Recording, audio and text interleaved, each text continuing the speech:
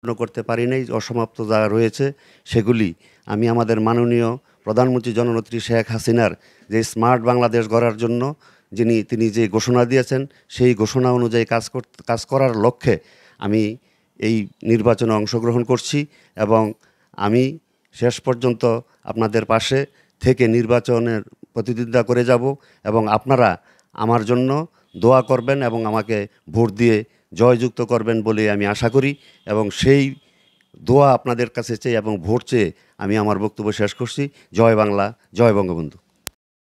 প্রিয় দর্শক, এতক্ষণ শুনলেন আসন্ন ২৫০০ উপজেলা পরিষদ নির্বাচনের ২১শে মে অনুষ্ঠিত হবে যে নির্বাচন, সেই বিষয় নিয়ে মূল আমাদের এখানকার যিনি সকলের পরিচিত মুখ, উপজেলার চেয়ারম্যান হিসেবে যিনি পরিচিত সকলের কাছে, জনাব আলহাজ শাহজালাল মিয়া, তিনি কিন্তু বক্তব্য রাখলেন এবং তার প্রতিশ্রুতি কিন্তু একদম পরিষ্কার যে তিনি শেষ পর্যন্ত মাঠে থাকবেন এবং সকলের দোয়া প্রত্যাশা করলেন।